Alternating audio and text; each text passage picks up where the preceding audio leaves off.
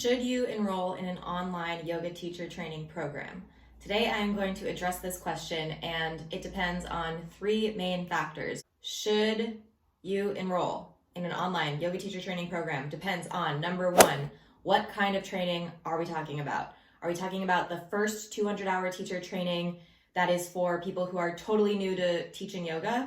That is really different than doing a shorter supplemental kind of training on top of your previous 200-hour teacher training. So if you're a brand new yoga teacher who has no training, I'd say that's pretty different than if you are a registered yoga teacher who wants to take perhaps an online training course for some kind of specialty, such as yin training or meditation or prenatal yoga, etc.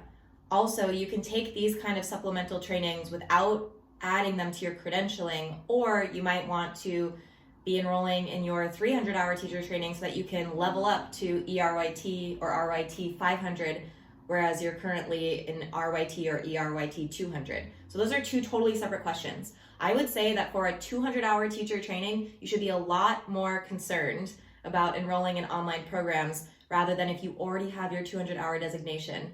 And that is because if you already have yoga teacher training under your belt and teaching experience under your belt in person, you have a lot of the foundational knowledge in person that you needed to get, versus if you are just a yoga student trying to become a yoga teacher at the 200 level, there's a lot that you're going to miss out on in person. What it's like to really talk to a whole group of people in a room where everyone's silent and just looking to you and waiting for you to talk. That is something I did not expect to be so difficult, but when I got to yoga teacher training, realized that that is actually a big deal. It's hard to get over. Adjustments. Those are things where you're actually putting your hands onto other people. So maybe we can't do that for a while, but if you want to eventually teach yoga in person, you need to know how to do that kind of thing. So I would say it's safer to enroll in a supplemental or additional training once you already have your 200-hour teacher training under your belt. So the second consideration to make is, what kind of yoga do you want to teach? We're in a really weird situation where we have no idea when things are going to open back up, if things are going to be the same, if they're ever going to go back to normal before this whole situation. So what I would say about that is that if you just want to teach yoga online because you don't feel comfortable leaving your house, or you don't know when the studios will open again, or you're immunocompromised, or any other reason that you might not want to teach yoga in person anyways for the foreseeable future, then I think it's really worthwhile to do even your first yoga teacher training online, because what you'll learn is how to create a community online, how to be a part of a community, how to be a yoga student online, how to be a yoga teacher online. Because even if they're not trying to teach you that explicitly by doing an online yoga teacher training for a 200-hour training, that is really what you're going to learn.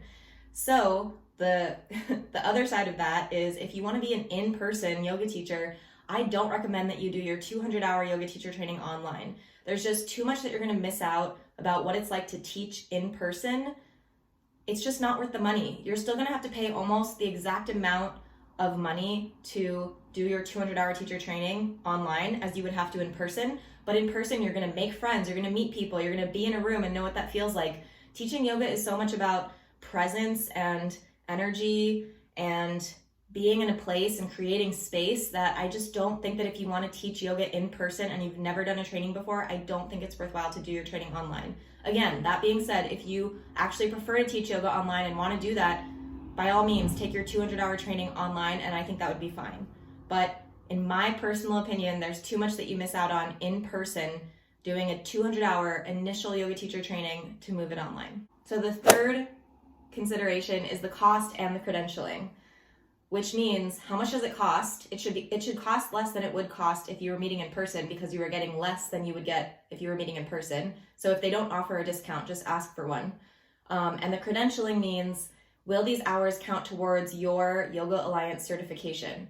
Right now, Yoga Alliance is accepting online trainings run by their already approved yoga teacher training teachers and schools. However, that is subject to change at any time, so just don't plan too far out in advance.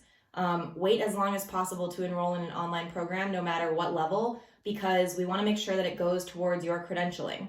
If you have extra money and you just want to pay to do some kind of supplemental training that doesn't matter to you whether those hours can get counted towards your credential as a yoga teacher, then that's fine. You can totally disregard this and enroll, and if it doesn't matter to you, that's totally fine. But just know that it might not be able to count towards your designation as an RYT 200 or 500 or whatever. Now, I'm talking about this from a United States perspective because I'm from the US, I'm an American citizen, and right now I'm living in England, but I'm teaching online and a lot of my audience is in the US. And so I figure if you're watching this, you're in the US too, probably. If not, you're gonna have to check with whatever your local yoga certification, qualification organization says, or maybe Yoga International.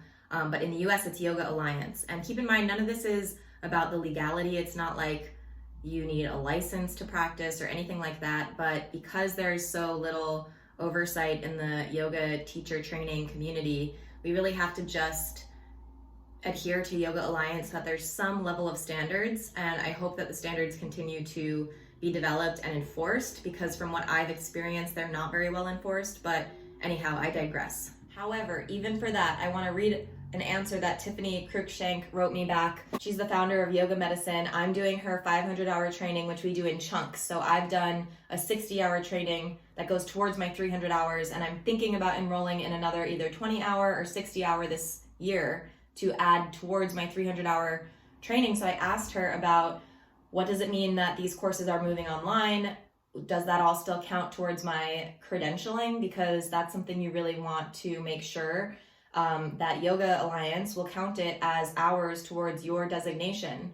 And she wrote back, whenever Yoga Alliance changes their policy on accepting online courses, we may need to pull them down. For those who already purchased the course, the material will still be there for you anytime, but you may not be able to purchase these long online courses for credit at some point. We'll see.